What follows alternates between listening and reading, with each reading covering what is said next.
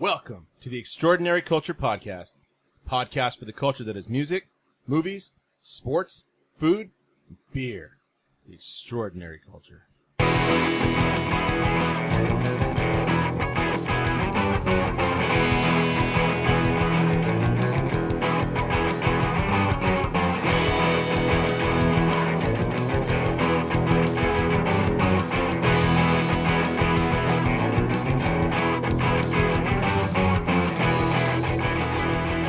Hey, so we are back. I'm sitting here enjoying a Salty Springs Super Ghost with mango and guava from Route 30 Brewing. They're available for online orders and curbside pickup.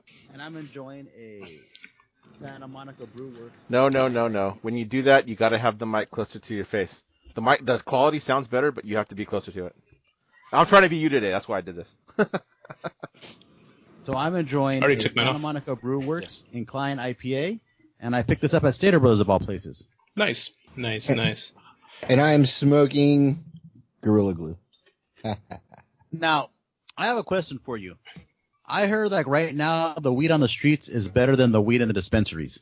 It's priced better. Are you getting better shit or? I'm hey, it's gets you high. I guess it's all that matters. Yeah, I remember getting high on a Mexican stress that was all twigs and seeds. I do admit I have found some seeds in some of my stuff, but it's not the end of the world. I just turn around and plant them and hope something can grow out of it. So this is our third quarantine episode. So that's almost 90 days. Yep. Wild. How you surviving? I'm doing all right. Playing a lot of video games. Seems to be the thing that passes the time by the best. Are you stressed about opening right now, or are you okay? Am I stressed? I'm not stressed. Yeah. I'm just. Well, you're smoking. I'm of course over you're not it. Stressed, but I'm over it. If that helps, everybody that I talk to is over this. There's too much fake news, too much misinformation. Yeah. They say that it's really crazy out there, but hospitals are not busy. Nurses are furloughed. If nurses are being furloughed, it's not that busy. Then what's going on? Obviously Riverside County just lifted the mask ban. So I don't know. I get it. I still think people should wear masks if they feel they need to, but I don't think everybody needs to do it. But that's just my opinion. I think if you're interacting with a stranger, it's a good idea. It's someone you have no idea what the history is that they're going through right now. But at the same token, the curve is flattening. I don't think it's as flat as it can be, but it's there. It's going along. People are scared. They did the right thing at the right time to prevent things from getting bad. Yeah, every place that I've had to go, which hasn't been much, mostly just food runs. Most people still wearing a mask. I went to one place one time and saw a lady not wearing a mask, and of course whatever, to each their own. The law's there, says it's suggested but not mandatory. That's fine. She doesn't want to wear one. I don't have a problem with that. I'm still gonna do it, but it wasn't too long before the word sheep came out of her mouth, and I'm like, here we go again. Like, when can we agree this isn't a political thing? It's a health thing. Well, that's the problem. Everybody's turning it into a political thing. Right. Mm-hmm. It's just we don't want it to be, but that's just what it is. It's now becoming a political thing, and that's what makes it so screwy and just ruins everything. Fucking politics. Yeah, I was at Stater Brothers 3 weeks ago, and there was this guy who was complaining. Goes, I hope this in this mask thing. California is going into like a socialist government and starts complaining about everything. He goes, people are voting for Democrats. I go, it's a health thing, and this is to prevent more people from getting sick or end up in the hospital. I mean, there's a case of our nurse that she had to get like a person who was turning blue, and she gave him mouth-to-mouth resuscitation, and she unfortunately passed away because the person who she brought back was tested positive for COVID, so the nurse ended up dying. So yeah, there is reasons why we're doing this. That's just an extreme case, but I mean, if it keeps everybody healthy and it keeps less people from dying, I'm for it. I mean, I still travel out with a mask. I make sure that my father goes out with a mask on. When I'm at home or when I'm in my car, I'm not driving with a mask. So, I understand, it's uncomfortable wearing a mask, but Well, I think. There's people Go ahead. who had polio who had to wear braces. That was uncomfortable for them, and that was a disease that we eradicated. We went through this, 100 years ago, and we didn't have everything that we have now. Here we are talking to each other over the internet from the safety of our homes. Imagine 100 years ago going through this. Rick, you and I would be mailing lessons to kids. That's Exactly. what we'd be doing, or having them call us on the phone, which was pretty new at the time too, to go over some stuff. So, we At have least it would have been a party line. yeah, we have a lot of advantages to stuff over that it was back then. But yeah, I'm still wearing my mask. Like today, I don't wear it in the car. I don't have to. I'm usually by myself. I'm really the only one that's gone anywhere. I met today the lady that does the stoles for the program, and I picked them up from her. I didn't wear a mask. She was there. She handed the box out, at full arm's length. I grabbed it out at full arm's length and, put it in my truck, checked them, and we had a conversation for a few minutes because she's kind of a friend of mine, and she's married to one of my colleagues, so I didn't get anything closer to 6 feet from her when we delivered. We took signs out to those seniors, and, for the most part then, too, I didn't wear one because I was going to stay 6 feet from them if they came a little closer than I was comfortable with, or we had to get, us teachers had to get a little closer to each other to put the signs together or whatever. The mask went on. It's just, it's protecting other people. I get that. I'm not going to turn this political either. It's just I think it's just a health thing. You know what I do want to say though? Have you noticed that? And again, it's not a political thing. I'm not doing that. But do you notice everybody now saying like, oh, support small business and doing all this kind of stuff? Well, haven't punk rockers been saying that for about 40 years now? Not the big corporation and all this kind of stuff. And DIY, baby. Yeah, it was DIY kind of stuff, and now all of a sudden they're turning around. Oh, the big corporations support these small businesses. Where were you 40 years ago? We've been trying to tell you for 40 years. That's what I've been doing, man. And what? I go to the local sandwich shop for lunch. I'll order pizza from the local places. I'll go to like Nico's for a burger, man. And when I'm there, I tip them well. Yeah. I'm giving them a $10, $20. I gave pizza. I picked up pizza from a pizza place. I gave them a $20 tip. It was like 50% tip, and I'm like, I don't care. They need it. Yeah, it's nice. It's good. Oh, go ahead, Dan. Go ahead. No, I was gonna say I've done the same thing. I've gone out when I do go out. I mean, there's been a couple of times just because I got a picky son where we're gonna eat. But if I'm gonna order out something, I try to make it someplace that is a small business. Who a lot of those places like did I tell you this, Dan? The Derby Room. I'll throw a shout out to the Derby Room. They're doing on Mondays, Dan. You can get 4 cheeseburgers. And the size of the Derby Room cheeseburger. 4 cheeseburgers, 4 fries, and 4 drinks, $25. And that's a hell of a good burger. Like, that's a damn good burger from the Derby Room. Doing that. And there's a lot of local places like that we've been doing. They do, I think, some kind of steak on Friday nights and stuff like that. Like, catch deals on all their Facebook pages, and then, like, I'll do that. Yeah, let's call it in and get that. Today I had Badlands. A small spot there. I had Badlands for dinner today. Big barbecue spot. I've never eaten there. That's a good spot to try out, too. I'll tell you what, though, there has been some pretty amusing memes coming out of this. Yes, there has. I think one of my favorites right now is still saying that 2020 needs to be narrated by Samuel L. Jackson. Forgive Morgan Freeman, but multiple uses of the word fuck need to be used. This has been a shitty ass year so far. Mm-hmm. Hey, that Vader one's good. The distant chokehold. That was one of my favorites. That was a good one. Dan, the one you sent us today about the dry humping and wearing the mask in the car that Joe Rogan posted, that was a funny one. Oh yeah, that one was hilarious. Yeah, I don't know about this driving in your car with your mask on. Did you hear about that dude in New Jersey? He wore an N95 mask all day and was driving in his car, passed out due to lack of oxygen and increased levels of carbon monoxide in his system. Oh, jeez. It's like, dude, come on, man. You guys are in your car. If you're afraid about the air, don't turn your vents. Don't open your vents, or I don't know. That's a touchy subject right now.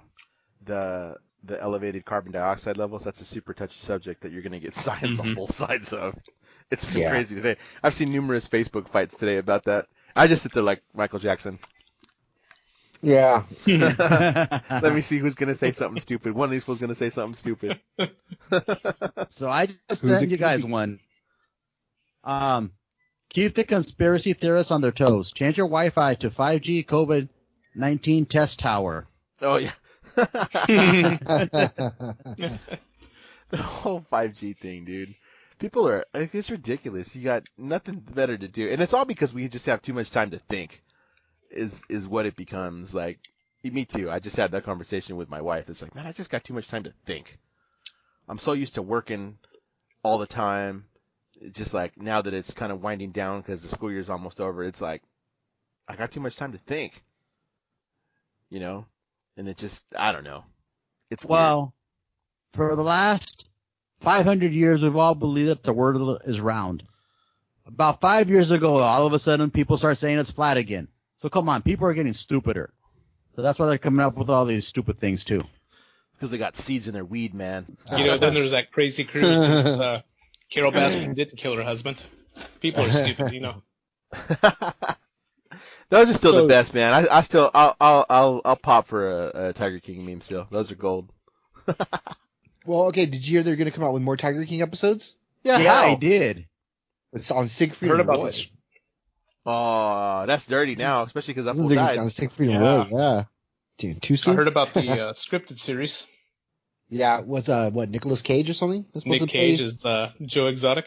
Back to what we were talking about. Joe Dirt is Joe Exotic. Did you hear there's a record number of kids being vaccinated now? No, really? I've heard, yeah, a lot of kids are just starting to get vaccinated now. It's like, oh, that shit disappeared real quick, didn't it? I still know a lot of people that say they won't do it if it comes out. Yeah, I've heard of people doing this. Most of the people I know, they do get their kids vaccinated. But yeah, it was. I heard it on the news. It's the news. It could be bullshit, but yeah, they were saying that more kids are now getting vaccinated than ever before. I can see it. Gun sales are on the rise here in California. Mm-hmm. Yeah, Bass Pro opened like 2-3 weeks ago. Mm-hmm. I know. I need to go buy some shorts. Yeah. So, Crown and Stache is, as like all other barbershops, are tier 3. So Yeah. we're with the gyms and everybody else. So my professor wants us to wants us all to get tested. Yeah, I mean, he's thinking about asking everybody to do that. That way, everybody knows if they've been tested or not, or if they've had it or not. Right. Gosh, I was at the shop. I've been at the shop for the past couple of days, pulling everything off the walls, cleaning. doing a lot of dusting. And then once we're all done with that, and we're going to go back over it all again and, go over with some sanitizer and just do our part for the shop. And fortunately for us, man, most of our chairs are already 6 feet apart from each other. That's good. The only thing you got to deal with is how close you're going to get to somebody for giving them a shave or something. Now, have you given any thought to, once you do open in that phase 3, having people, like, you're going to wear a mask, I assume. So I have face shields. I'm trying to avoid the mask overall because I already know I'm not going to like it. I know. So I kind of revert to like Japan because I do see a lot of barber, even just Asia, just that side of the world. That whole culture is a mask culture. Yeah. They wear masks. Yeah. So, I mean, I get it. I understand that. I'm not from there. I don't ever really intend on being over there to experience a lot of it. So it's not really something for me. Personally, I'm just not into it. Not only that, but the hair. That hair gets everywhere. It's going to get in your mask. It's going to get uncomfortable. You're not going to like it. Yeah. So I'm trying a different option. I'm going to try the face mask. Still blocks everything, keeps my face covered, keeps them protected from me. I'm going to try that. I've already ordered 10 of them from Amazon. Like with anything else that's medically related, it's taking forever to get here. So Right. I'm waiting. When I get it, I'll mess with it, see if I like it. I have a feeling I'm going to, especially just because hopefully it's anti-fog. I ordered anti-fog. with a plastic sheet, you just don't know. So Right. You start wearing gloves too. A lot of barbers do anyway. Yeah, but they do it for fashion. Really? Yeah, they do it because they saw somebody do it on the internet. And they say it protects their hand from getting hair splinters. It's bullshit. Those little things are needles. They'll thread through whatever they want to thread through. It'll go through clothes. It'll go through rubber or vinyl, whatever those gloves are. People still get stuck with them. So I'm not sure. If they make us, obviously if we have to, if they make us, if it's a health department, a board requirement, of course, I'll abide by it, whatever. But if it's not, no, I'm not going to wear gloves. I wash my hands, 100 times a day. I got a sink sitting right next to me. That's the most important thing, is having the ability to be able to wash your hands. In most of these barbershops, they don't have more than, maybe 1 or 2 sinks. Some of them, they don't even have sinks except in the bathroom. So, excuse me, I have a sink in between every chair on one side. On the other, it's not so much, but we don't have water on that side. So that's not really something, I'd have to do a little bit of construction to make that work. Let's put it that way. Right. So, for overall what we've got, I'm pretty confident that we're going to be all right. Those waiting chairs that we have in the shop, I'm thinking of getting rid of them, because if I can't have people sitting in there, what do I need them for? I might as well just throw another chair in there, space everything out a little bit more, and just give everybody that much more room. So I don't know. We're kicking around ideas. I'm interested to see where it all goes. I'm interested to see where all of this goes. I have clients. Right. I just talked to a guy the other day. This dude is in a investment group that just opened a restaurant not 30 days before this quarantine started, right in Triangle Square, Costa Mesa, right at the end of the 55. Shit. I asked him, the first main question I wanted to know was, dude, what was your capacity at? He said 150. I go, what is it now? He said 30. Wow. I go, dude, how much is your? I didn't want to know what the rent was, but I just said, dude, how your rent? Part of your rent is the numbers are figured through the tables that you have in your restaurant. Those numbers will help cover your overhead. And he said, exactly. We don't know what we're gonna do. Wow. He said, this is, it's going to be super expensive to reopen. Then we have to do it there at Triangle Square. I was like, man, good luck. So that's a high rent there, but that's a place that has a lot of turnover. Has a lot of turnover, yeah, because people probably can't afford it. Yeah, because when it first opened, I used to go to Nike Town and the Virgin Megastore. Those places aren't around anymore. There. Yeah, well, just times change, especially when it comes to retail. So you bring in restaurants, but you still have high rent there. What's going to happen when all this blows over? The county just cut your capacity in half. What do they expect you just to, let online sales or take out, let that take over? That's not that easy. It's not that easy to just say that. So that's where I'm worried for small business. The mom and pops, these places that are in these really nice neighborhoods that have super high rent, and you just cut their capacity in half. They rely on those numbers. That's what I'm kind of curious to see where all this goes. Those are the ones I really feel bad for. Even like Rico, you cut the number of people that can go inside of a shop, that will hurt. People won't stand. They'll stand in line, but they'll only stand for so long, Right. I've seen people stand in line at Sam's Club, turn around and go, fuck this shit. Turn around and walk away. I don't know. It's like I said, to me it's all a little bit ridiculous, but I also understand the health side of it. Stay home. Keep your butt at home. If you think that you've got these issues, that's what they say. What did I just hear the analogy? If you've got bad knees, don't go skiing. Stay off a skateboard. So what else is going on, guys? What's up behind you? You noticed. That is my child. We just weren't saying. This little guy right here. That little guy right there. Chicky Nuggy. Chicky Nuggy. Yeah, we just got him yesterday. Yeah, yesterday. Yeah. How long ago did you order them? It'd been a while. We were sitting. Yeah, we did a podcast about that. Wasn't it around? November. Yeah, it was like just after the Madalorian. I think it premiered. Mm-hmm. When we had seen who the baby this was, was, we're like, oh, we got to have Baby Yoda. This is the pre-order from Disney's first round that went to cast members. So got real lucky with this one. The Funko Pop is on its way as well, but we were only able to get one of each. That's rad. So I actually need to go find I want to find a display case for it. So I want to, because this is going to the shop. So, but I want to put it in a display case. I don't want to put it out in the open. I even have one of Megan, one of our barbers, her son got me a Ray Build-A-Bear. So Oh, cool. I have that. Oh, cool. It's in a box at the shop. I don't want to pull it out yet because I don't want it to get dusty. I want to put it in a display box. I want to put them both together. So it'll be Ray and Baby Yoda. You might be able to get a basketball display case if for your large size basketballs. That might fit in there. If not, like you can probably pick those up at Frankenstein's, but can't guarantee it. Damn. Well, I ain't stand in line for Amazon. fucking just to get into Frankenstein's. Yeah, seriously, that's going to happen.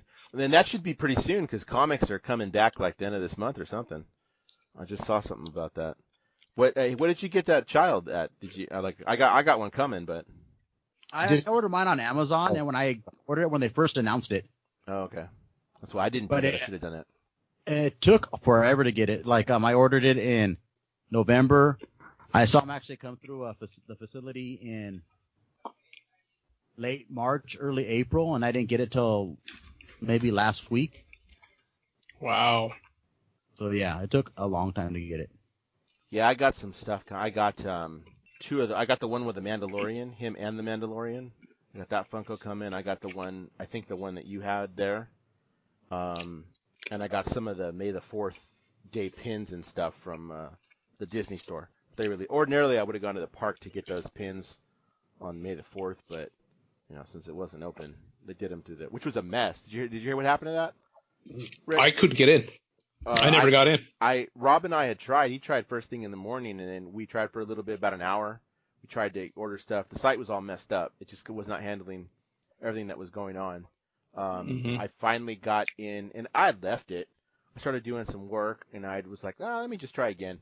At about 11:30, and it loaded. So it let me do everything. They had fixed it, so I was able to get the May the 4th day stuff that I wanted. I got. Did you give it by the time I did that? Every time I put something in it was available. Every time I put it in my cart, unavailable. Yeah, it was a mess.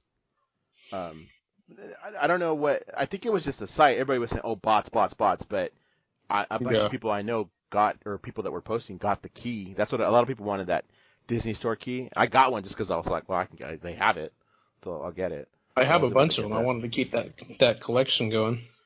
X, what were you saying earlier? That's what I asked about the key. Oh yeah, I did I got one, and Rob got one. We were able to snag two of them, which was the limit. They were limiting it to 2, so that's what we were able to snag. So that stuff's supposed to be on its way. I got an email about that, so I should see that stuff pretty soon. Break time, or? Yeah, let's take a break. Sure, yeah, take a break. We need more beer.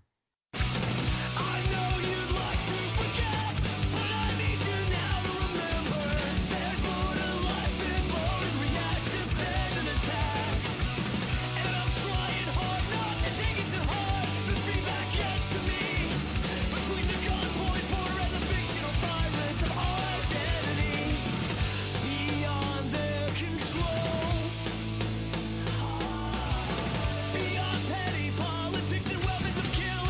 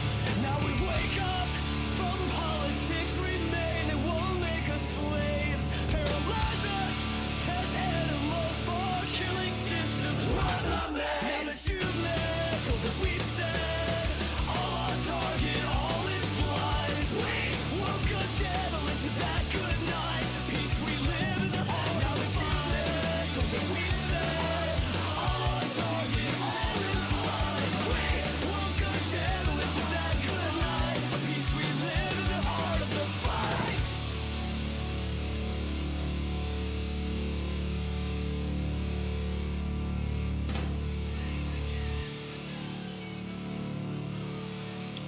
All right, so we just heard "Dress the Wounds" from Strike Anywhere off their new EP.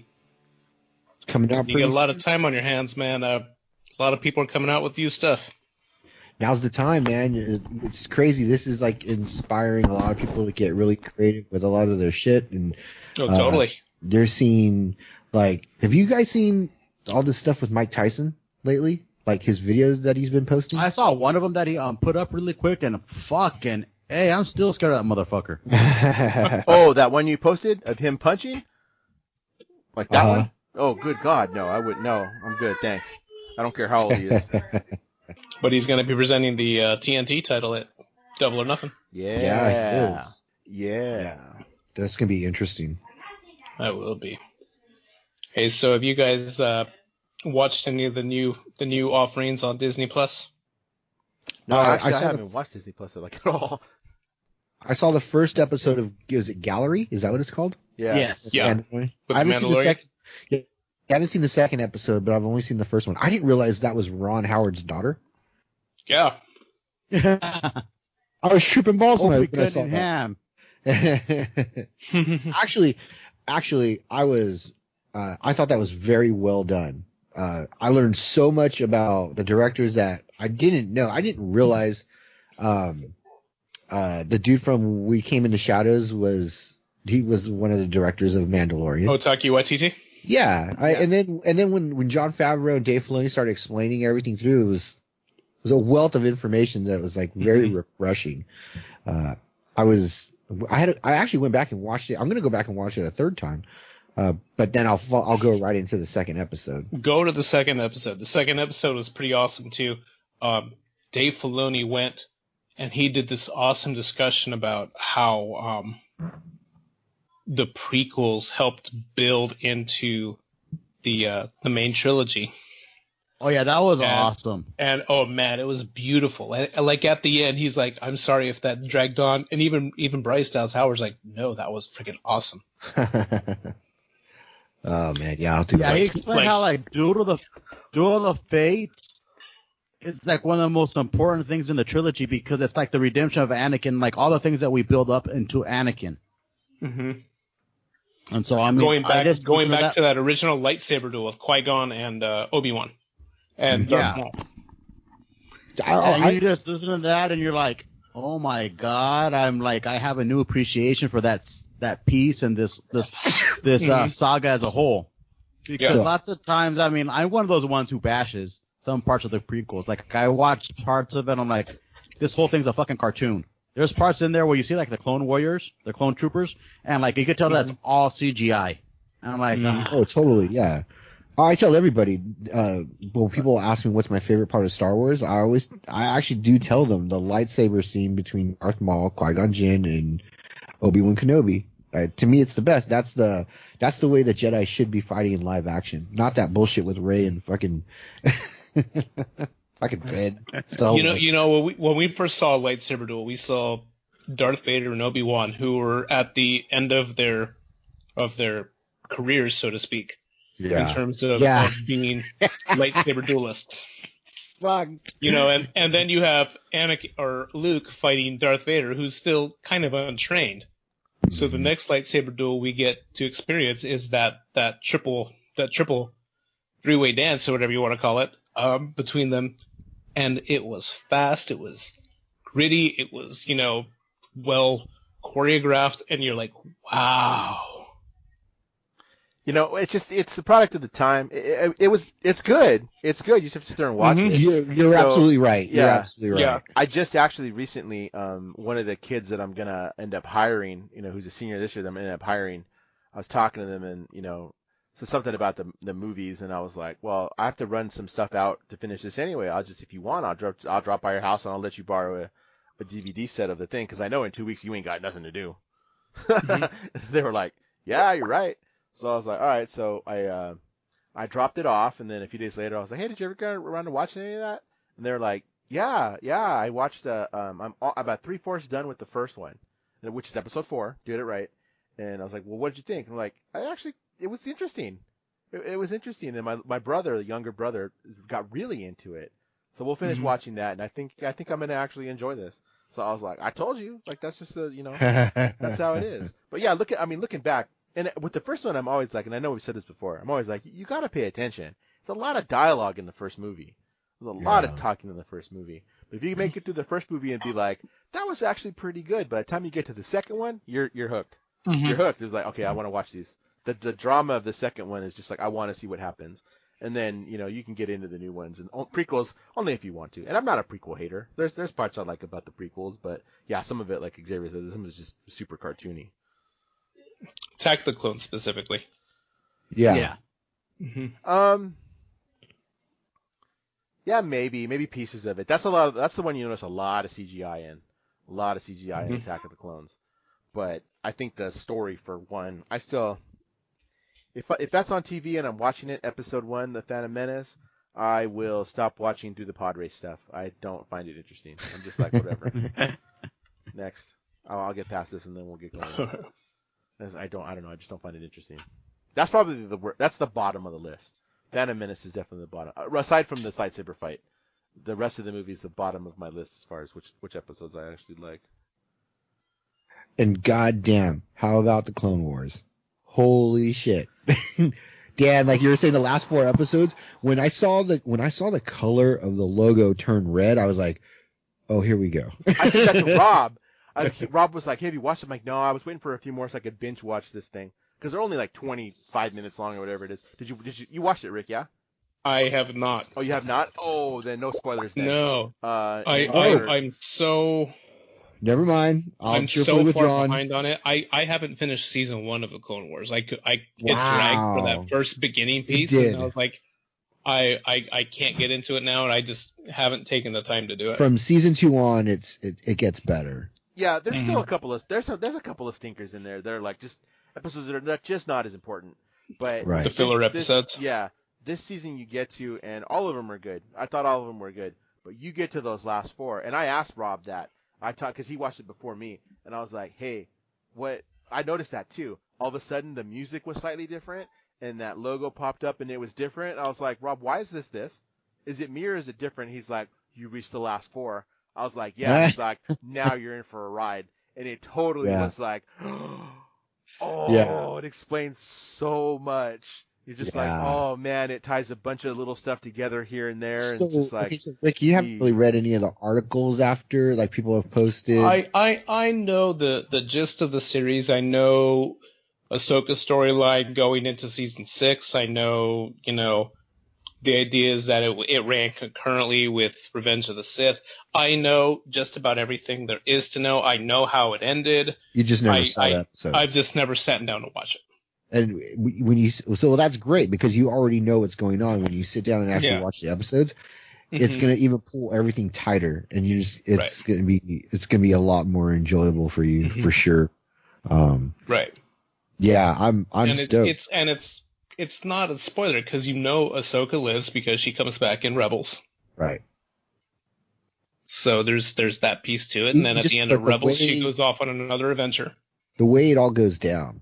That's what's going to be the fun part is like, you don't know that. You don't know exactly how it happens. Now, how many seasons did the Clone Wars run? 7. This is 7. 7 was the one done for Disney Plus. It ran 6. Because I didn't watch the Clone Wars either, but I watched Rebels, and it was like, 3-4 seasons, which was quick and easy to get through. Mm-hmm. And I guess, and they learned some lessons from the Clone Wars, like not to make it so drawn out and like to end it at the right time. Before people say like, oh fuck, I can't watch this shit. Mm-hmm. Even with like the 501, and I understand now when I see all these like side story pieces that they did in the Clone Wars, with stuff that had nothing to do with the Jedi, nothing to do with, anybody except the 501. And at the end, it all kind of makes sense. I'll say that. I won't, without going into too much detail, that I'm sure you probably already know. But, it's really cool to see that at the end, it pulls a lot of that together. Because even people that I talked to who watch it, they said that they didn't understand why there was all this stuff with the troopers itself and their training and all, like, those episodes. It looked like they were kind of useless. And I would respond to them with, wait till you get to the very end. It actually explains a lot. Kind of explains a lot about, like, brotherhood and, friendship, and pulls everything together. When you watch all that, then you're like, oh, now I get it. Because that was the moment that I had. It could have been the 4 bowls that I had during the episodes. But it all pulled together for me at the very end. I was just shocked by it. And then the stuff with Vader and Ahsoka at the very end, I was like, ooh. And then again, you know what happens with Rex, because again, he was in Rebels. Mm-hmm. And possibly Jedi. Yeah. yeah. But getting to the why is how that happened. Is what what Clone Wars tried to do. The why it ended up like that. Because that was that big unanswered question, and it does. I guess it does for a little bit. This is what I heard anyway. I didn't read the book. That it does contradict the book Ahsoka a little bit, but it was like, but it's kind of for the better. Like, honestly, is what it was. So, like, yeah, it's really good. It is it's going to be a little bit of a struggle to get through all of Clone Wars because there's so much of it. There's so many seasons of it, and there are some filler episodes, but for the most part, it's actually pretty good. And some stuff that comes up in this last season, like, does harken back to stuff that happened in, like, season 3, season 4. We're like, who is this again? Oh, yeah. Because I haven't watched it in a long time either. I watched, before I watched season 7, I watched maybe the last 4 or 5 episodes of season 6, just to kind of get through it and be like, hey, let me remember some stuff. Oh, I know what it was. I watched the ones that were the lost ones. I watched those first and then went into season 7. Because those were the ones that were done, after it had gotten canceled and debuted on Netflix, I think it was at the time. So, yeah, it's definitely worth the watch. If you've already watched it, Clone Wars in general is worth the watch if you haven't done that, but it is going to take a little bit of investment to actually get through it all. And what else are we doing? I say what else are we doing right now, but then I don't have time to do anything. You know how that goes. I gotta work all day, so. Yeah. And, we're still teaching and stuff. Yeah, too. I do. Yeah, well, my teaching part is about done. I still got a lot of paperwork and actually things to do for work. So I've been going through that. Hey, so while we're on, let's get into some more Star Wars news. So we're talking about the Mandalorian and their documentary they had. Bad boy. Did you hear it's supposed to appear in season 2? Boba Fett. So they're bringing back. Supposed to be in there, Catan. Mm-hmm. What is it? Bo-Katan is supposed to be in there. There's supposed to be a lot of people. There's a lot of cameos in it in this season, so I'm looking forward to it. Man, goddamn, they're doing it right. They're doing it right. You hope. I hope. You don't want to kill a series you know of too many what? cameos. Favreau. Yeah, you have faith in Favreau. You have faith in Favreau. I have faith in Favreau. That should be a new shirt. I have faith in Filoni. Faith in all of them. All Favreau three of and them. Faith in Filoni. Faith in Favreau. I'll even throw George Lucas in there. We know it's a brainchild of a brain trust, so that's good. And for all we know, these could be 5-minute cameo clips, helping to explain the backstory. The dark saber's in there, so just explaining the backstory of how the Moff gets it. Actually, that could be Bo-Katan's scene. Season 7 of Clone Wars does a little bit of that. It sets up something that you do see later in Mandalorian. Yeah. So yeah, it's definitely worth the watch. But again, yeah, that's why I loved it. We know Rosario Dawson's supposed to be Ahsoka. We've talked about that. Did you talk about the 40th anniversary of Empire while I was getting my thing? No. No, we did not. So it's 40th anniversary of Empire. Yeah. Tell us more, Dan. Yeah, it's the 40th anniversary of Empire. I'm still waiting to hear what they're gonna do about Celebration, honestly, because that's supposed to have something to do with it. I got an email from Celebration a couple of weeks ago that said we're closely monitoring the situation. It really just depends what the city of Anaheim wants to do with the convention center. But like, to 100% honest, I don't think it's going to happen. I think like Comic-Con being canceled, and I know we had this somewhere else on here, but with Comic-Con being canceled, was canceled already. Yeah, well, Comic-Con was Comic-Con canceled the last time we talked, or no? That was just us talking. I think that was just us talking. Okay, so it was canceled right after we went live with the episode. Okay, so Comic-Con did cancel, and what they're actually doing is they're pushing my registration to next year. If I want a refund, I can get a refund, but automatically I've got tickets for the same days that I had for this year. I just got them for next year. So I was like, oh, that works for me. Problem solved. That's fine. I'm hoping that Celebration does something similar where, like, honestly, we all know you're not going to put, 30,000, 40,000 people in a place at the end of August. You're just not. It's not going to happen. So I'm waiting for them to get the official word, but I would love for them to do what Comic-Con did, which is just, hey, we're going to push it to next year. So we're just going to honor that. And then I've got stuff tied up in a hotel too. So, we'll do that. I just actually canceled a conference that I was supposed to go to at the end of June. The city of San Diego said, the city of San Diego said, no, not going to happen. So I canceled that, and I canceled my hotel room. Most places are pretty understanding of you canceling. I don't know if I know I'm jumping all around here, but like, I just got my refund from the tickets for the Bad Religion show too that got canceled here in Riverside. I just got a refund for that too. Yeah, and we'll talk about it later, but I think I'm going to opt for the credit for the Ticketmaster thing because the date is so far out. But 40th anniversary of Star Wars, the celebration. I don't know. It was supposed to be a big thing too because it is Empire's 40th anniversary.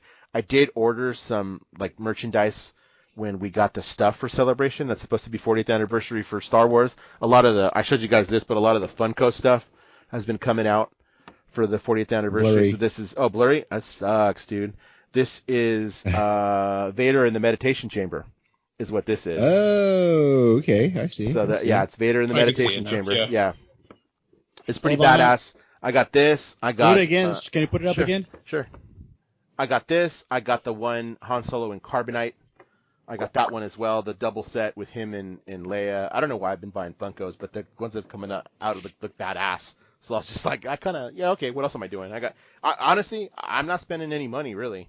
I'm not spending on stupid Amazon shit, but I'm not going to Disneyland, so I'm not spending any money on gas. I got gas like 2 weeks ago for the first time in a month. Yeah, same here. I'm not going anywhere. I'm not driving to Disneyland, every weekend. I'm not buying churros. I'm not buying the snacks. So it's like I'm saving money. So I guess I've been buying Funkos instead. But 40th anniversary, kind of sucks. But I guess they'll do something next year. Like I said, I hope they just push my thing to next year. Going back to the 40th anniversary, Empire is my favorite film. I've said that for the last 25 years. That Empire is my favorite film. As like I love Star Wars: A New Hope, or we just call it Star Wars at the time. But like as I got older and understood like filmmaking and how it was done, Empire quickly became my favorite. And when I went to Celebration in 2007, which was Celebration 4, when they still just numbered them, which was in Los Angeles, I was able to see Irving Kershner talk about Empire, and he's like, oh yeah, he was talking about the most famous scene in Empire, I love you, I know. Yeah. And he was saying like, well, so what do I say? He's all, just say I love you too. And he's all, I love you too. He goes, no, that doesn't work. Just think of something to say. And so he's all, I know. And like, he sent the dailies to George Lucas, and George Lucas all, that's not what I wrote. He's all, let it play out. He's all, yeah, that works a lot better. Great call. That's something Han Solo would say. Yeah. Yeah. That's exactly totally his character. And that's the film, because it's the drama. It's the big, reveal towards the end. It's the cliffhanger. Like, it sold you. Like I said earlier, you watch Empire, you get through the first one and you're like, oh, that's pretty good. You get through the second one and you're like, I want to see what happens. And anybody I've ever had watch movies in that order has always been like, well, so what is he alive? Is he not? And then you get some people that are like, wait a minute. Like Luke and the princess aren't a thing. It's Han. Yeah. But like get into the drama of it all. So it's probably that's the best in the series. It's the best in the series. Yeah. And then And, we go to- What is the famous discussion from Clerks that it's the most realistic because it ends on the down ending? Mm-hmm. Yeah, it was a It's dark that ending. it's that upside fight. I know what's funny is that you don't see that in film too often. You know, films always have happy endings. And I'm not talking about the massage parlor happy ending. Should be, but he's not. But, you know, films always have a happy ending, and this one was on the dark side. And I remember going to the theater to go see that with my dad in 1981. Uh-huh. And, like, we didn't want to take my little brother because he was still, like, probably in diapers maybe, or, like, he wasn't, like, fully potty trained. So, like, my dad didn't want to go out and have to change him and leave me in the theater by myself. So my brother wasn't with us. I just like, oh, my God, that movie was so cool. And I remember my mom asking my dad, goes, did Princess Leia have her cinnamon rolls as her hairstyle? He goes, no, she had a normal hairstyle. So what's going on with AMC? All right. So basically, AMC and Universal are having a fight. And this is like kind of a short version of it. Trolls World Tour premiered in theaters very quickly, but it was pulled so they could have it because of the quarantine. Mm-hmm. So Universal decided, say, fuck it, we're just gonna live at like on pay on demand, video on demand, so like you can rent it and that kind of stuff. So that made like $100 million for Universal, Crazy. and the theaters didn't get shit of that. They got maybe like $10,000 altogether. So like Universal, like so AMC is like, what you fucking did was fucking dirty. You're pissing us off. We're not gonna release any of your movies. Wow. But then Regal followed suit, and Harkins has followed suit, and everybody's going into that same mindset of we're not going to show your movies because you undercut us.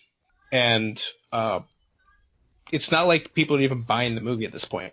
The movie is available for a premium video on demand, so you're paying $20 to watch the movie, which we ended up doing as a family. You still save money though, if you were as opposed to going to a movie. You are. And, you know, if I'm lucky, I can get a before noon matinee for $5. So I would be paying $20 to go see the movie no matter what. I'm there. My kids are going to get popcorn. They're going to get a drink. They're going to get us, even if we don't do it there, we're going to go get snacks. We're still paying at least $20 in snacks, if not more. Probably more. You know? more Yeah, than the definitely. movie. Yeah. So it's easily a $60 experience for us to go to the movies. You know, so, and that's, like I said, a $5 matinee. Yeah. So it's a model that Universal is now saying, hey, this model kind of works. Why don't we do this with more movies? Mm-hmm. And that's the piece that's pissing off AMC. So have they already announced like any other planned releases to do like another trial run or something with this? I believe they toyed with the idea of re-releasing Invisible Man Mm-hmm. format, which they've done, which I haven't heard about it having anywhere near the same success as Trolls has. Sure. Because Trolls is a family movie. Yeah. You know, For and at this point, as we record this tomorrow, May 15th, that new Scooby-Doo movie is supposed to come out, Mm-hmm. and it's supposed to be available for purchase. They're undercutting the theater release entirely and saying it is available for purchase. The movie theater industry has to recognize that they're in trouble. I mean, They have been for a long time. yeah. I mean, and you know, making these threats like that to these movie companies, it just doesn't seem like it's the smartest idea because you're already in trouble. I'm not. Yeah, I don't even think. Yeah, you talk about theaters threatening movie companies. I'm sorry. You know, we've logged it here on the podcast, man, talking about the Movie Pass Yeah. and the terrible business model that was. You know, and AMC has gone and done their own version of that, where you know it's $20 for 3 movies a month or something like that, or Yeah. Mm-hmm. connects It is to a their movie a sub week. stuff, something like that. So, you know, they understand that they're in dire straits as it is, and we've said it again. They make their money off of the concessions. Mm-hmm. Nobody spends $17 on popcorn experience like that. Any theme park, any type of attraction like that, where you're Sure. in that forced situation. Well, if I want a drink, I pay $6, or I get from the water fountain, and nobody's going to use a water fountain right now. Yeah. Really. No one wants to touch it. Hey, Yep. officially, Trolls made 3.7 million at the box office, according to Wow. our friend Wikipedia. Well, so that's probably up till That's now, the box up office till total. That's the box office total. How much it made actually in theaters. I don't know that they released numbers. How much it would have made. What did you hear your number? 100 million on. It's been released in the articles that have Yeah. discussed the debate between AMC and things. The Complex article that I posted is where I got the numbers of $100 million. Okay, so because even at $100 million, that's budget. They didn't really make any money on that movie. Mm-hmm. Well, that's kind of what I was asking. Like, was that opening weekend numbers? Is that when you're saying current numbers that it was on Wikipedia was what? The box office number on Wikipedia for the theatrical release was 3.7 million. So those movie theaters are open right now? No, that was, remember, it was released at the beginning of April when some stuff was still open. So Gotcha. it was even limited amount of places that it was open because we were on those stay home. California was one of the first ones that shut down.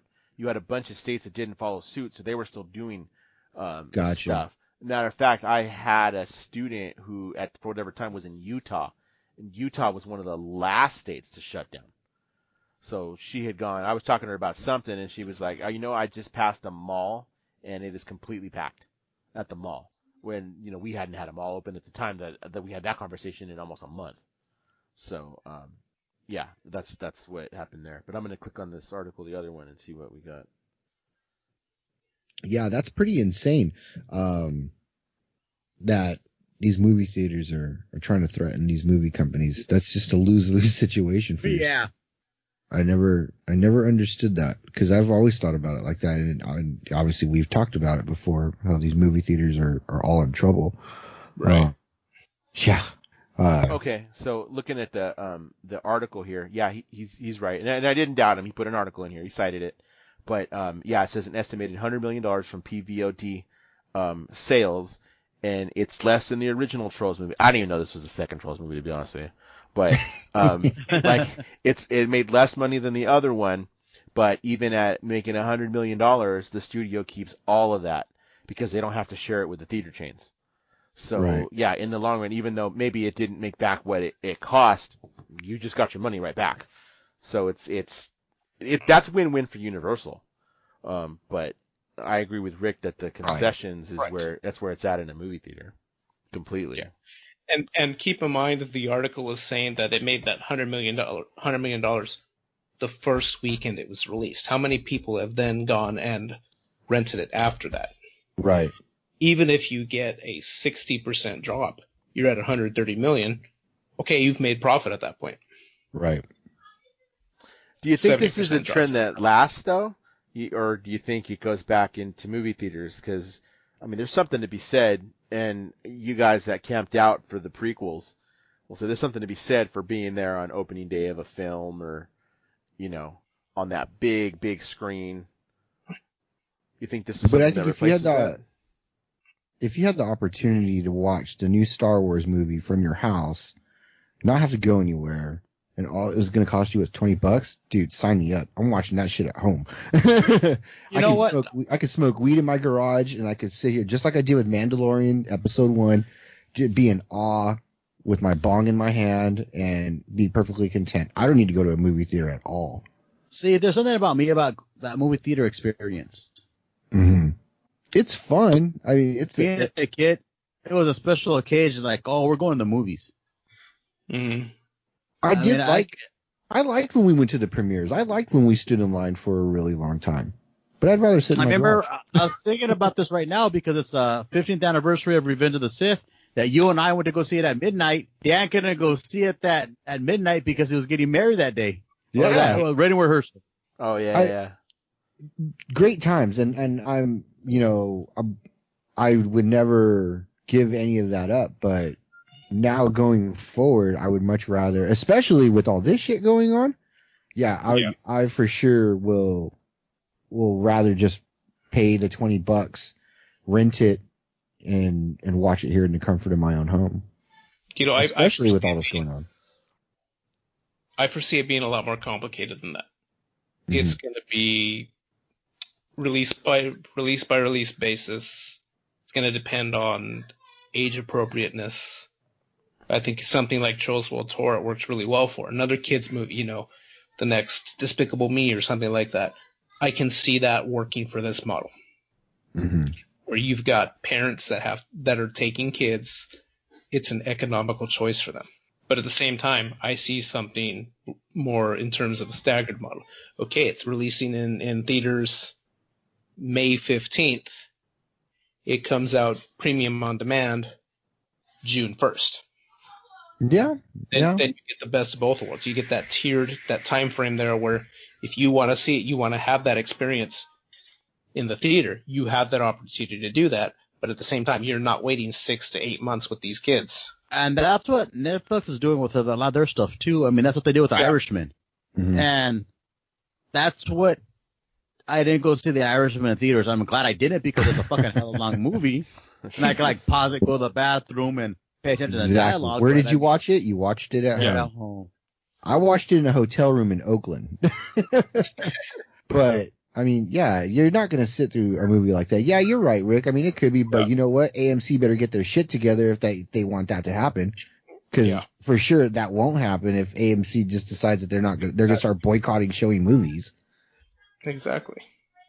The interesting thing to me is that really, and I know we've talked about this before, but society is just going to change because of everything that's going on. You're going to see the way things are handled are just completely different from going to school to just going to the movies. It's going to be so different because they're talking about, you know, us. One of the ideas being thrown around again is a hybrid model. We go on campus for a few weeks when it becomes typical flu season. Hey, we're going off for 3 weeks, you know, because to kind of beat this down, you're just going to see a bunch of changes. And I think the last time that I can think of where things were changed so drastically was after 9/11. And, you know, people have been talking about like, oh, you know, they're doing this. Well, you know what? Did you forget about 9/11? Because after 9/11, a whole bunch of crap changed. I didn't used to have to go get on a plane and take off my shoes. It was called the Patriot Act. Yeah. Remember when we went to Disneyland, like right after 9/11, like a couple of years when they had the warnings? And like I said, today is like an orange warning. Today is a green warning. Today is a red warning. Oh, yeah. It's a high threat. I forgot about that. I remember going to Disneyland when those first came out and seeing that stuff. So, I mean, our whole lives have changed. I mean, I'm the oldest one here. I remember being able to walk to school in kindergarten by myself. Mind you, granted, I live a block block away. Yeah. But I mean, you know, kids don't But do you had that to cross anymore. the street twice. Yeah. That's true, too. But I mean, kids don't do that anymore. You get picked up by a parent or like, you're like, where's this kid going? He's, you know, I walked home. Latchkey. Yeah. In third grade, I had my own key to the house so I could get inside. Yeah. My parents got home an hour later. That's crazy. That's not the world we live in anymore. Yeah. But yeah, no, well, but I mean, I think I'm right. I mean, 9/11 changed a bunch of stuff, and we just kind of got used to it. And now something else big happens, and we're going to see some changes.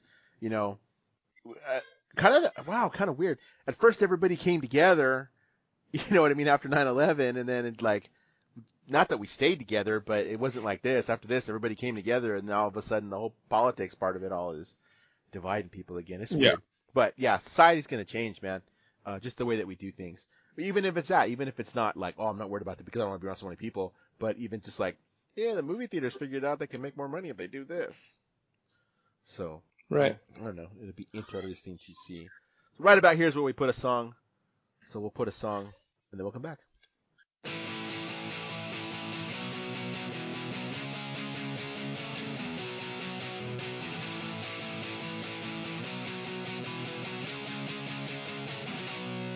I can't believe you chose to be this paranoid shell of a cities that comply to authority, demands of fear and war.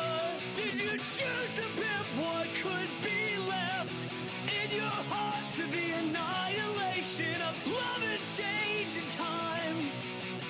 Love and change in time.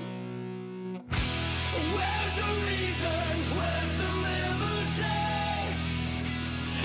we tie ourselves to this game out of fear or false idea of power? Whispered in the ear, are you sleeping? Are you waiting for some compromise? Is there vision hidden in our eyes? Hidden in our eyes.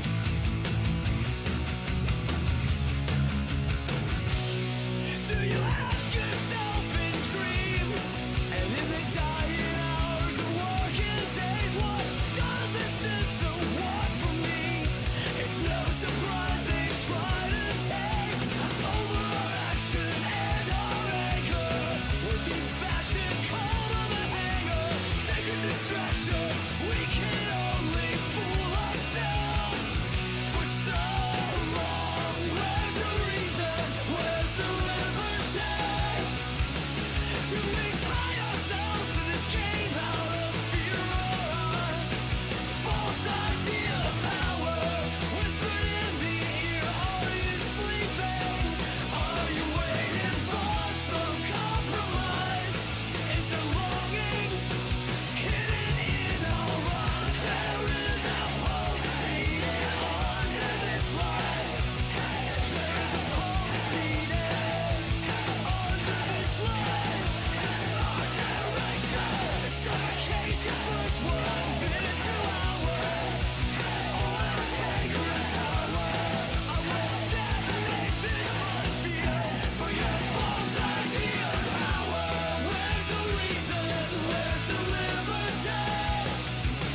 Do we tie ourselves to this game out of fear or false idea of power? Whispered in the ear, are you sleeping? Are you waiting for some compromise? Is there vision hidden in our eyes?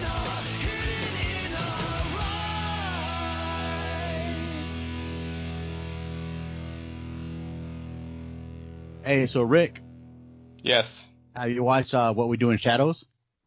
I've watched everything but this week's episode. Oh, this week's episode's Yeah. the best one. Because guess who's in I it? know. Mark Mark Hamill. Hamill. I know. I started the first episode of the second season. I haven't finished it though. Oh, That- it's such a great series. Yeah. I It's look so much forward fun. to watching it. I do too. But Wednesday is like the hardest night of TV for me because it's NXT, it's AEW, it's What We Do in the Shadows, it's the Goldbergs. So I'm like, I don't know what to watch first. So since I go to bed so early, I usually watch it on Fox On Demand. FX On Demand, and I watch it on Thursdays. Oh, nice. So I've enjoyed the hell out of the season. I caught up all last week. I'm like, oh shit, it's on, and I realized like, oh, these are only 20 minutes. So it Yeah. took me like all of an hour. Yeah. Oh, Guillermo's story arc this season is so fun. Oh yes. Just getting into that. Dan, do you watch the show? Reyes? No, man. I know you guys have talked about it. No, I'm still not watching a lot of TV. It's just I don't get around to it. I'm trying to empty the DVR. That's what I'm trying to do. Mine's empty at this No, not yet. Not yet. much. So I'm like, yay. All right, so let's jump into some music. This is the first two are for related to you, Dan. I put those in just for you. Yeah. You know, when I saw that too. So I'm a little bit of a fan of Insane Clown Posse because I find it humorous. Hey Dan, I'm gonna sabu your mama through a coffee table. Yeah. I find him humorous, but it was announced that they were going to donate merch to make masks, and I know it was all the shit they just had sitting there that wasn't selling anymore. You know, Sure. it's what it was going to be, which is fine. You know, yeah, use it, make something. That's fine. It's just a cloth mask anyway. But you know, it's all the like they're famous for getting in disputes with some of the artists as they kind of have fallings out, and it's just like, well, that guy's not on the record label anymore, so we're not going to sell his stuff anymore. Donate all that shit, sir. That's fine. No big deal. They also canceled the Gathering of the Juggalos, man. Just so use no, the logo or something. Yeah, no helicopters.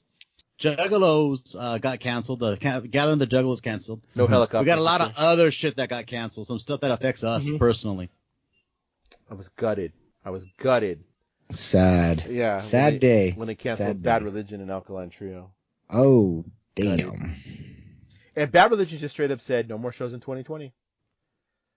And it makes sense. It's not going to be. You're not going to. I would be surprised if you go to a show in 2020. You know, they're talking about drive-up concerts and spacing out pods where instead of 2,000 people, you have 80. Like, that's whack, dude. That's just going to drive up prices and just ridiculous. Like, I'm still supposed to go see MCR in October. I already know it's not going to happen, and my daughter knows it too. It's going to get postponed. I'm sure they're just going to postpone it until. I hope they postpone it too, not just straight up cancel. Just like, we're going to postpone it till next year because everybody. Those were $high freaking tickets, dude. That stuff was not cheap. Oh, yeah, they were. Yeah, so I'm hoping that they just to say, well, we're going to push it till next year. Your tickets are still good, like most stuff would do. But like I told you a little while ago, I got my refund already. I got an email that I got a refund. Did you guys get that? Or who bought I you the haven't. email? I haven't seen one yet. I got an email from the place that I got a refund from the tickets for the Riverside show. I have to log into my Ticketmaster account. Ticketmaster was we talked to before how Ticketmaster was having trouble processing all these refunds and people asking about refunds because they don't have the cash on them. That's just the way that it is. So they were for a while. Yeah, and they weren't doing it for postponed. Right. They weren't doing it for postponed shows. They were only doing it if it's canceled. Well, we got that email from the Hollywood show that said, well, here's the deal. If you want a refund, we'll give you a refund. Or if you want, we'll give you credit for 150% of what you paid for your ticket. And we'll donate a ticket to first responders via some organization that works with them to give tickets to first responders. So, and the date was that you had to use the ticket or the credit was Halloween of 2022. So I'm like, I think I'm going to do that. It just has to be a show at the same place. So it's the Palladium. It's the Palladium. So chances are pretty good within the next 2 years we'll be at the Palladium again. I think I'm willing to take that gamble. The worst they can do is just extend it even longer if the stuff still isn't back to normal by then, but I couldn't imagine that. I couldn't imagine that by 2022 we wouldn't be okay. So that's instead of 2 tickets that I got, I now can get a 3rd ticket, for that. So I was just like, yeah, I'll take that. I already spent the money. It's already done. So might as well. Like, I'm not hurting for that cash. So yeah, what the hell? Screw it. I think that's what I'm going to do. I talked to my wife about it too, and she's like, well, yeah, you've been to shows there before, like 2 years. I can imagine stuff to be back in normal in 2 years. So, yeah, I think that's what I'm going to do. But it hurt when it said we're not going to play. I was like, oh, Riverside. Hey, just out of curiosity, has anybody heard about the Hell Omega tour at all? Has that been canceled, confirmed? The what tour? The Weezer Fall Out Boy Green Day tour. Oh, that was supposed to be in July, huh? That's, yeah. Yeah, I don't consider it not happening. Yeah, I consider it, but I've never heard anybody say anything official about it. A lot of Maybe people, it's just because I don't have tickets. I wonder if a lot of it is like when we talked about WrestleMania, we talked about Vince McMahon and going through and having something to do with the insurance on the stuff. It could only be within a certain amount of time. So maybe that's what it was. Maybe that's what it was even for the conference that I just went to, because I remember for a long time that conference was going to happen, but it was just last week that they announced, no, it's not going to happen. Like, I was even asking, like, hey, are we going to go to this thing? Like, I don't imagine this. And he's like, well, it's still scheduled to happen. Like, if you don't feel comfortable, and I'm like, I'll be honest with you, I kind of don't. I kind of don't feel comfortable being around that many, people so quick. And he was like, well, you can do what you want, but this is like, I know they're waiting till closer to make the final decision, and it finally happened. So maybe it's something like that. I haven't heard anybody say anything about that. Maybe. You know what? We have somebody who's a close relative of ours who posts frequently on Facebook who was planning to go to that concert, and they haven't said anything yet. Like, their heart's broken because they can't go. So I am 100% sure they have not announced anything. Right. Yeah, I would agree with that. So the Hollywood Bowl for the first time, too. Yeah, in 98 years. Wow. Has been canceled. And Hollywood Bowl has 2 types of shows. They have like where vendors lease out and have events there, and they also have their Hollywood Bowl produced shows. So Good season. they usually have they usually have John Williams almost every year, and he does a lot of stuff from his movies. And then they have like stuff where like they'll have like KCRW present something, and I was able to see the Pixies there. And when it's a Hollywood Bowl event, like you could drink in the seats, like they let you bring in your own liquor, like an ice chest or a small cooler bag or whatever you want, and drink there. If you guys have never been to the Hollywood Bowl for any event, it's worth checking out. It's one of my favorite venues in California. I've seen Morrissey there. I saw the Pixies there. I saw Depeche Mode there. I've seen John Williams doing the Maestro of the movies, and I've seen the Star Wars in concert there. So, and it's heartbreaking because, I mean, one of the things you love to do is you go to the Hollywood Bowl, go take a picnic lunch or dinner. You go there, sit under the stars, and hear some beautiful music in one of the best venues in the world. Not anymore. Not this season. Not Yeah. this Not this season. Yeah, Not this season. 2020, You know, and 2020 just got canceled. That's all. And that's one of those things that it's outdoor. It might be able to be modified. Yeah. But, you know, in the future, we'll see. But hopefully this isn't the end, you know. Just like, you know, we're worried about a venue like the Troubadour. Yeah. All the small The gritty Troubadour places. announced they're announcing that they're having a GoFundMe to keep the doors open. Troubadour is another one of those historic Hollywood venues. I mean, we saw the Necromantics there. We've seen Tiger Army there. I think the Doors played there back in the 60s. I believe Elton John played there. Elton John, like when he first came to Los Angeles, had like a big start there, and he had like a little residency there. Mm-hmm. Oh, wow. And it's a shithole. Yeah. Yeah, it's tiny. And It's a little shit. Was it like maybe 300 people? It's one of the LA venues like that though. You know, they're all like that. Oh no, it needs to have a place because that's where bands get up and coming bands play that spot. But it's a shithole. Yeah. Like the bleachers are wooden up on top. Small bathrooms. There's a shower there. There's no backstage area. The band's loaded in that back door. Like it's Dan's been. We've been there a couple of times. It's not much to write home about, but it is a pretty historic the venue. Showcase Theater. Yeah. Mm-hmm. Yeah. Well, the Showcase Theater had a backstage, but there wasn't much going on there. At least it was a bathroom back there. That's about it. It wasn't a backstage. It was an upstairs. But yeah. Well, yeah. It was A green room, so to speak. Well, I was gonna say not that far from the Hollywood Bowl is actually Amoeba, and that's taking a hit too. Mm-hmm. Yeah, they're having a GoFundMe. They're trying to raise $400,000 so they can stay open. I talked to a friend of mine who has some connections with Amoeba, and he was telling me, it's weird. It's like, you know, they need this money to stay open, but like at the same time, they just sold their property for a shitload of money. Mm-hmm. Well, it's because they got no yeah. income coming in, really. I mean, yeah, they do have mail order and stuff, but you got no walk up. And we've all been to Amoeba. You know, like to get into Amoeba is a pain in the ass because that parking lot was super small. The one that actually designated for Amoeba, you had to go park down the block. But there was always people in Amoeba. You know, and that's just not happening right now. So I'm sure they need some kind of income. Mm-hmm. Yeah, so because I saw that, I gave some money to them, but I also ordered some stuff from me because at least I'm going to get something for my money. I ordered a pin set of all 3 Amoeba stores because I know the Hollywood one is going to be a collector's item because the location will not reopen. It's going to open in its new location when Amoeba does open. So I bought the pins of that because I said, like, hey, this is going to be a collector's item. I also picked up some records that I didn't have yet, which was the Beastie Boys, the Root Down EP, and the 50th anniversary of the Abbey Road Beatles album. So have you been to the other two? I've been to the one in Berkeley. I haven't been to the one in San Francisco. Yeah, I'm trying to get to that one. I've been to the one in Berkeley like several times. It's not as big. Hollywood obviously is much, much bigger. But yeah, I'm trying to get to the one in San Francisco. But it's like it's never been on anything. I've never been on that side of San Francisco. Well, I've been on that side of San Francisco, but I've never been on that side of San Francisco when I actually had the time to say, let me drop into this spot. So hopefully one day, because I wouldn't even imagine going to San Francisco right now. Yeah.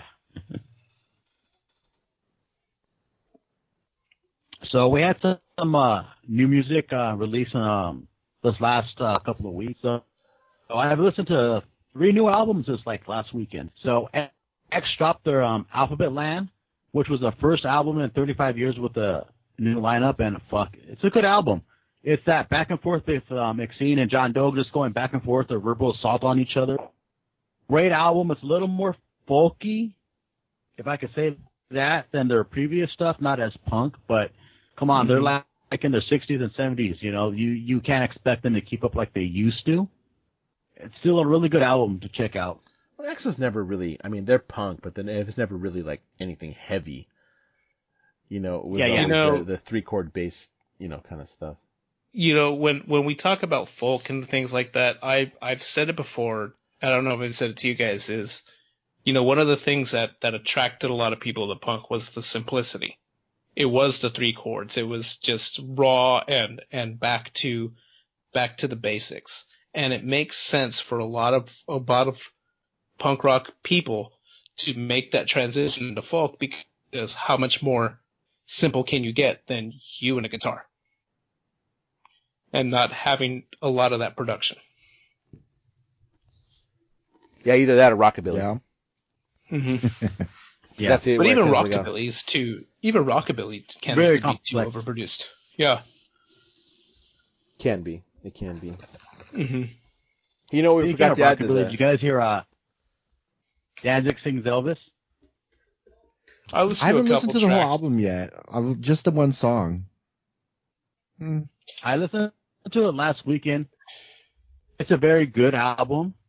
I'm not familiar with a lot of the tracks. The tracks I was familiar with, he did a great job where he honors Elvis, but he's not doing an impersonation of Elvis, if that makes sense to you guys. Mm-hmm. Yes. But I did enjoy it. I don't think I would personally buy it. It's just not like what I would be part of my regular rotation. So, but it is a great album. He does songs which are not the easiest to cover. And that was the deceptive thing about that album, because, I saw back a few months ago that it was on pre-order on Amazon, and I kind of skimmed through it and did things. But it says, covering his greatest hits or things like that. And then you look at it, and a lot of the tracks are deep cuts. They're movie tracks. Yeah. Is what it is. They're all tracks from the Elvis's movies, and that was done on purpose. Mm-hmm. If you think about it, that's very much Danzig. Yeah. Danzig's going to give you those deep cuts. He's not going to, other than the one song, he's not going to give you anything that's like whatever, because that's just not who Danzig is. Right. There's another couple of songs that you've heard before, but they have titles that are not like directly expressed in the song, so you don't catch it right away. Okay. And I should have wrote it down, but I forgot. Sorry. I think it needs to be made clear that, like, although it is Danzig singing, this is not a Danzig album. It is him singing Elvis songs. So it's actually, when you think about it, it's actually very slow, because a lot of Elvis's movies were love songs. It wasn't like, aside from like maybe Jailhouse Rock or something, a lot of the music in the Elvis movies was very slow, because it was kind of like they're love songs. So it is a very different style of album. Is it good? Yes, but I agree with X. There's not something I'll put in my regular rotation. It's just this Danzig's band? Who were his musicians? I don't know, because I didn't buy the physical copy of the album. I only listened to it through Apple Music, so I don't know who he had. Let me see if I can actually figure that out while you kind of move on to the next thing here. Oh, I was going to say, unless anybody has anything less to say about Danzig, did you hear today that they actually canceled the LA County Fair? Yes. Oh, really? Yeah. Yeah, I know they canceled the OC Fair. And from what I had heard about OC Fair, literally they were trying to get every act that was supposed to perform just to postpone a year. So if you were scheduled to perform in 2020, you have the same weekend in 2021. Mm-hmm. So I don't know if that's the plan with LA County Fair. I hope it is, because they usually have a slew of some pretty decent performances too. Yeah, like a week or two later, OC Fair, like I just saw that yesterday, I think. OC Fair announced, well, all these bands are playing next year. Okay. Yeah. Let's go for it. Why not? Right. So X, you're a big Chicano Batman fan. They just came out with a new album too, didn't they? Yeah. It's called Invisible People. So I pre-ordered that from their record label. I ordered that in, 2-3 months ago. They said like the first 500 got like a little autograph of the postcard from the band, so I ordered that, and it came on white vinyl. Very good album. It kind of reminds me like of Daft Punk with more little psychedelic and a lot more soul to it. And this is the first album where they don't have any tracks in Spanish. Oh no. So I dig it. It's a B+, solid B+ album. I recommend anybody to pick it up, give it a listen. I love it. I listened to it once. I'm gonna listen to it probably again tomorrow when I'm doing some. I gotta wash my car because most of the car washes are closed. And I'll tell you about that shit off the air about all the shit I fucking had to pick up. So definitely check out Chicano Batman. Check out any other albums. They're fucking really great. And when they used to come out in those ruffled shirts, kind of like what's them called, the band from Up in Smoke. Yeah. Oh yeah, like a mariachi. Yeah, those little like ruffled shirts. Yeah. I was gonna say like Jerry Seinfeld. Yeah, we look like fucking waiters. Yeah. Hey, speaking of Jerry Seinfeld, man, shout out to Jerry Stiller. We forgot to say about that. Shout out to Jerry Stiller. That's true. Serenity now. He's got it. Whether it's George Costanza's dad or Arthur Spooner, dude. All props to Jerry Stiller.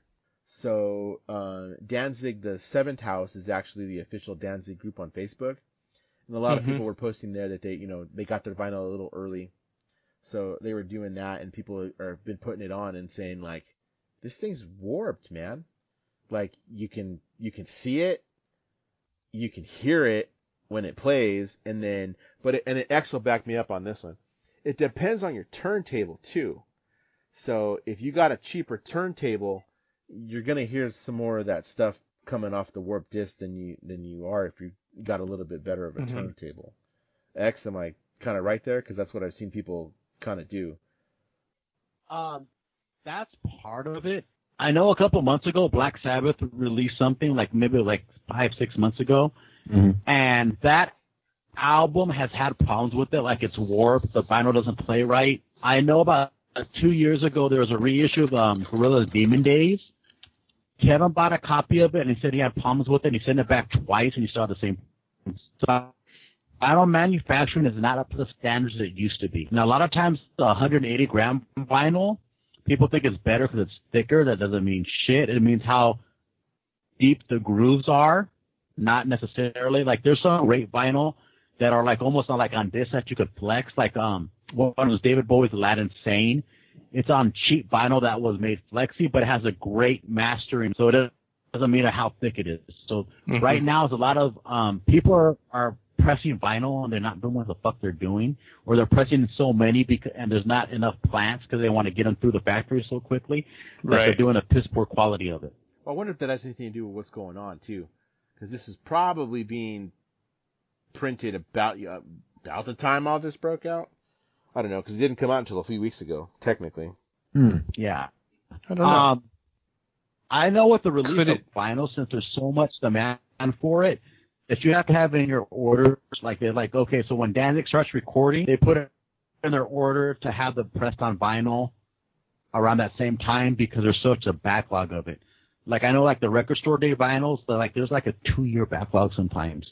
Like, I mean, I know even Dr. Strange for his label is having a hard time getting vinyl pressed as quickly as he used to. I don't know where I read recently too, though, is that the actual manufacturing of vinyl has gone down a lot, and there's only a handful of factories in the world that will manufacture vinyl to be pressed, because there's a certain lacquer or something that's required in the manufacturing process. And when I was reading the article, it said there was a plant, I can't remember where it was, where there was a major fire, and it pretty much meant they were probably not going to be able to produce vinyl from that particular plant anymore. Wow.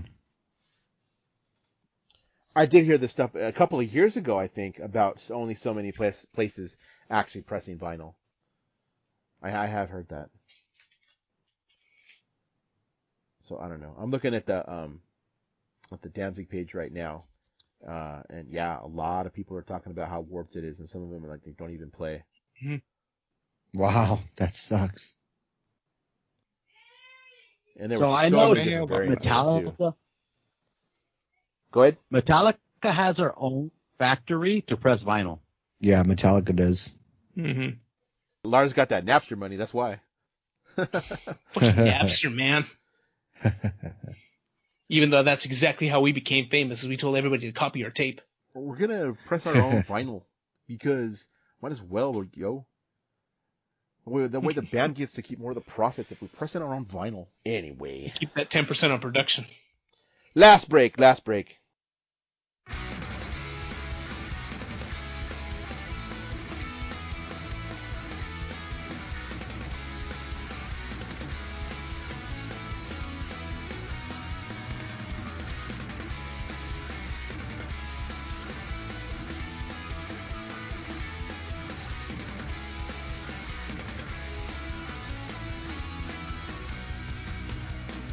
All we run and survive, perfection and number two.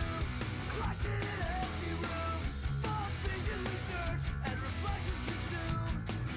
But the mirror is everyone's doom. Where we'll fight the waste of time, self-hating days in the image made, losing sight of our roots in the empty shell, where everyone fights themselves. Everyone fights themselves.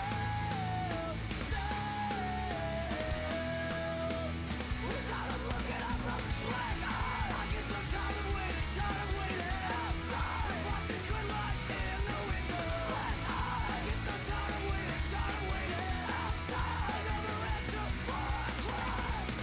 And I guess I'm tired of waiting for it to find the truth in all the things rejected. And I guess I'm tired of waiting. Another day between the lines. Rooftop to rooftop, screaming out into the sky. Fight the war inside us, turning answers into questions. Through all this vanity, we'll fight the soul we built. We'll scold what we've had. The symptoms of the world gone mad. The world's lies, and masses cry. Children's lives been stolen up onto the skies. Losing sight of our roots in the cathode rays. And vision for the end of our days. And vision for the end of our days. We're tired of looking at the black eye. I guess I'm tired of waiting outside. Feeling nothing special. Black eye. I guess I'm tired of waiting outside. Another answer for our crimes. And I guess I'm tired of waiting for it to find the truth in everything rejected. And I guess I'm tired of waiting. Another day between the we're all caught dead. We're all caught dead. We're all caught dead. Wake up, everyone. Black eyes, tired of waiting. Outside, here I am. Black eyes, tired of waiting, tired of wasting. Away, outside, here I am. All right, first of all, can I tell you that if you didn't watch Money in the Bank, you should? And I'm not going to go off of Money in the Bank. Just was like, damn, that was some entertaining shit. If you did you watch it yet, Dan? Yeah, I saw it. Oh, that was some The ladder entertaining match? shit. Oh yeah, The the actual yeah. Money in the Bank match. I was Okay, thoroughly because entertained. the rest of the pay-per-view was garbage. I don't know if it was garbage. It wasn't the best, but I was thoroughly entertained by the Money in the Bank match itself, and I Yeah. hope they keep doing crap like that through this era because I will watch that. That was Yeah, it so was much pretty better than funny. any Raw they've added forever. The little inside jokes and stuff. Xavier, you'll get this because they threw some stuff out there that you'll get. So at one point, Rey Mysterio, they're fighting. If you don't know the Money in the Bank premise, because I know you're not an avid watcher anymore, they were actually fighting in WWE corporate headquarters. So they started in the lobby and they worked their way up to the roof, which is where the ring actually was, and the ladder. So as they get up there, you know, they're fighting Rey Mysterio. I don't remember who he was fighting, but he ended up passing by the restroom, and he heard the toilet flush, and he kind of hung around over there, and the door opened, and it was Brother Love that walked on out. And he said, I love you. And he's all, love you too, but I gotta go. He took off. At another point, Bruce from behind Pritchard. what's that? It was Bruce Pritchard. It totally was Bruce Pritchard. Yeah. At another point, they got in a fight somewhere, and out from behind a chair popped up Doink. So I was like, and it was just one of the. They just got somebody to dress like Doink, but you popped it Doink. Just got someone to throw the wave makeup on and a wig, but it was a terrible version of him, but it was still funny. It was horrible, but it was funny. The terrible thing that they did there was when they had Stephanie McMahon interrupt Dana Brooke and tell her that's not the thing. When it was obvious, she zoomed that in.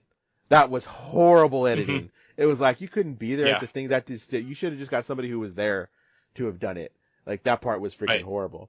But I popped. The biggest pop for me of the night. Well, first of all, did you know? I didn't know this. Anthony pointed this out to me. I was like, did you notice like the '80s soundtrack music they were playing in the background? Yes. I didn't notice that. I'm like, really? He's like, yeah, like '80s action music was playing in the background of the match. Totally. He's like, you got to watch it again, and I wanted to. I popped when they went into Vince McMahon's office. Yeah. That was hilarious. When AJ Styles and Daniel Bryan went into his office, they start fighting, and Vince McMahon just kind of looks at him. They stop fighting. He goes, out. So they start walking out, but before they walk out, AJ says, we should put the chairs back. Yeah, you put everything back. Yeah, they put the chairs back. They cleaned up the office. They cleaned up the office and walked out. McMahon puts on hand sanitizer. Yeah. Rubs it in his hands. Instead goes to work. I popped for the outside part, where when they were talking to each other outside, AJ tells Daniel, man, you really act like a coward in there. And he's all, me? You're the one that had to stop to put the chairs back. And he's all, I did, didn't I? I freaking popped, dude. I laughed so hard. And then he freaking socked him and back to fighting. It was so funny. I thought that was like, if they do stuff like that, dude, that keeps me watching. 100%. When or you just do crap like that, that's unexpected. Or just the straight out murder of Rey Mysterio. Jeez. That was great. You see the next night, lucky for me, there was another roof 6 feet down. Oh, I know. Even though they kept showing the roof and showing that the everything was, you knew it when you saw it. It was all just fun and games. If you heard him land on the pad they had down there. It was all just the fun and games in terms of the murder. But then Aleister Black, who was the other person who got thrown over, tweeted a picture of him as a ghost. So if they have fun with it like that, just trying to pop us because why not? Because what the hell else are you doing? Entertain me. If you're going to entertain me like that, great. More and more people are looking at the camera when they're talking. If you didn't notice that, when Becky Lynch looked at the camera this week. The fourth wall. Yeah, everybody's starting to break the fourth wall. And go for it. Do it, man. Why not? Like that's freaking I'm cool with that. What's the difference? You know, nobody else is in the audience, might as well. Yeah, no one else is in the audience. That's fine. But they did other news. They gotta let you guys talk about the other news that the WWE did this week or the last couple of weeks. It's been a month at this point. So. Is it really? Yeah, they did a bunch of layoffs.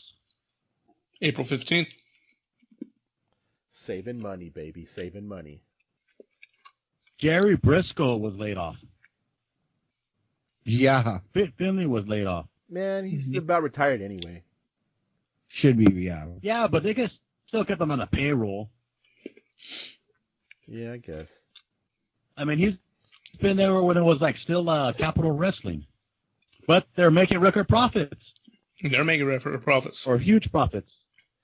Because their money's from the money from all those other deals. Well, every other freaking day I get an email, $12 shirts. Don't you? How many did you buy? I haven't bought any. I noticed Dan's got his freshly squeezed shirt on. I saw that.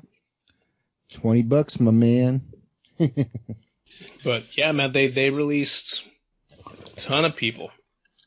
People that had been there for years too. You know, Zack Ryder has written out everything. You know, Matt Cardona now. Who's the other one? Heath Slater. Kurt Hawkins, Brian.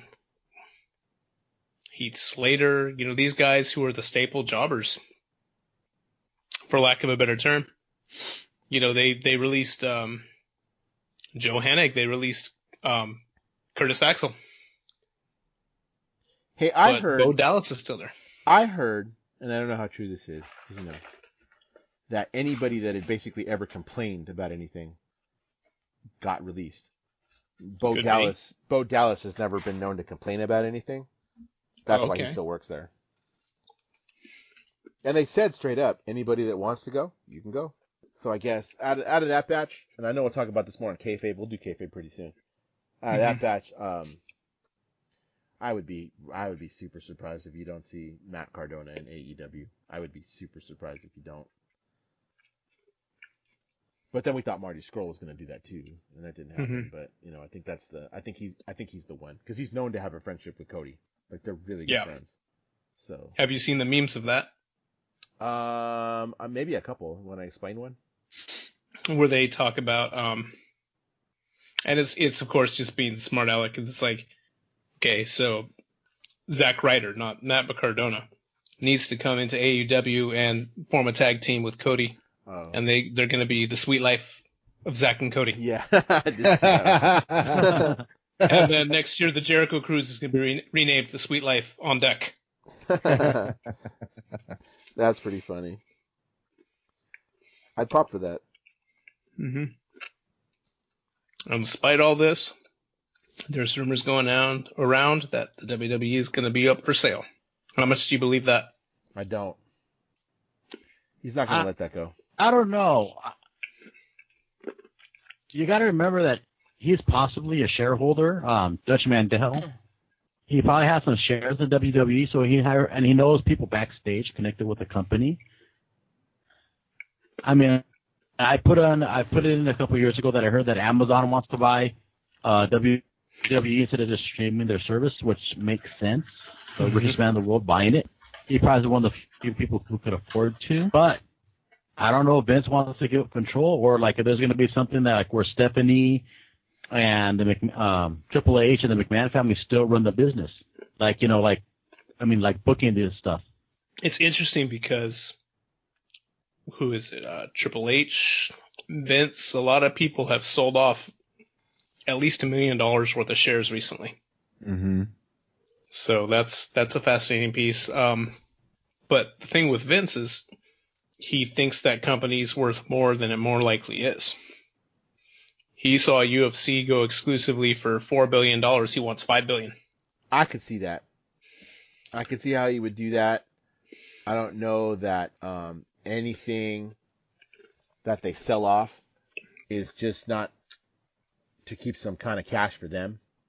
Yeah, I assume right it now. is. I just assume that's what it is, especially in this time. Like we know we can sell it. We still know we're majority stockholder. We can always end up buying it back if it doesn't do whatever. But that's the immediate availability of some cash, right? To take care of what you got. Because I mean, everybody's undoubtedly for the most part, everybody's taking a little bit of a hit for something. Yeah, you would think to keep up their lifestyle, especially because they've got the distribution deals and TV deals and all that kind of stuff, but you're not bringing in live event money anymore. Nor, I don't know if they have deals for any of the concessions or anything like that, but that's definitely that's not coming in, and it does make money, but it doesn't because that's why WCW stopped doing it to begin with, running house shows because it was like they don't make any money, you're just pouring money into that, but that's not how WWE is. Like, we've been to a few house shows, and look how much merchandise they move. Which is why, like I pointed out before, it was a joke, but, like, really, that's why they're doing the $12 shirts. Everybody's clearing their stock out. Like, let's sell all this kind of stuff to keep bringing in some cash. So that's kind of what's going on. Anything else? So, I don't know, man. I don't see them selling quite yet. I think it's on the table. I think Vince will entertain it to see how much money he can actually get for it. He's got too much pride to actually sell the damn thing. If the price is right, I can see him doing it at this point, but the only thing, if the price was right, because he wants to make up for that, and I can't even really say it was a disaster, it just was bad timing, the XFL thing, how much money he lost in that Yeah, deal. dude, that sucks. Yeah, and that's not even like, I can't even tell you that that's his fault. Like the first time, 100%, dude, that was like something else. But this time going in, like, it seemed like people were enjoying it. And it just, just bad timing as far as that to invest that much money in something. But yeah, you have no way of knowing. Who knew?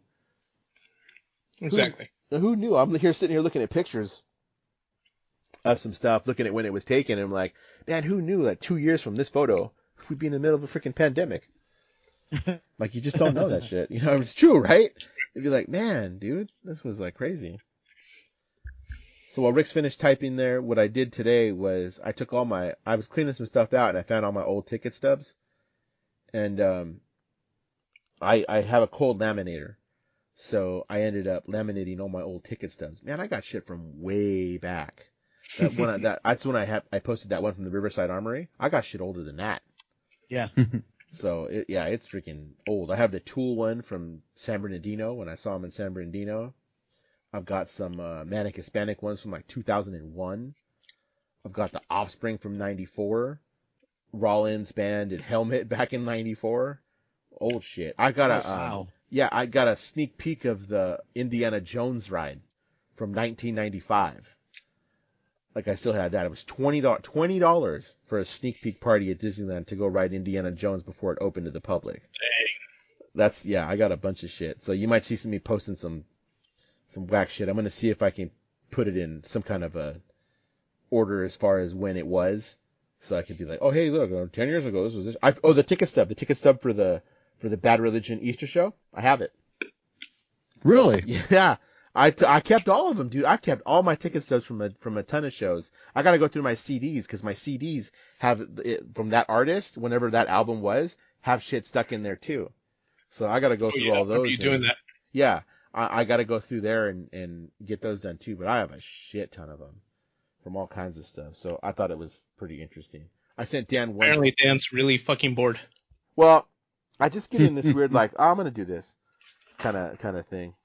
And I was just cleaning. I was like, oh, well, part of it was because I didn't want some of them, the name, was starting to wear off on the thing. And I was like, hey, if I run it through this, it won't anymore. Like, I sealed it permanently. So that's kind of what I was thinking I wanted to do. What did I send you earlier, Dan? Oh, I sent him the one when I almost got in a fight with that girl at that AFI show. Yeah. Yeah. Dude, I popped at the thing you sent me back with that Asian kid that said "damn son." I legitimately laughed out loud and about died with that one. I thought that shit was funny. Damn son. Yeah. Just the look on his face, I was like, "Oh shit, that's freaking funny." Save that one. Use that one. Oh, I am saving that one. That's a freaking keeper. That's a great response. Save that shit right now. What about you guys? Anything else going on? Nothing. Video games. Grand Theft Auto Online. Find me at Dan tomorrow. Thanks for listening to episode 30. If you are a musician, an artist, a filmmaker, we are always open to submissions for review. You can email us at exocast@yahoo.com. We're on Instagram at exoculture. We're on Facebook at exocult and Twitter at exocultcast. Extraordinary Culture Podcast is available on iHeartRadio, Automatic, iTunes, Apple Podcast, Stitcher, Google Play, Spotify, and on YouTube as Extraordinary Culture Podcast. You can even ask your smart home device to play the Extraordinary Culture Podcast. That's going to be it for this time. See you next time.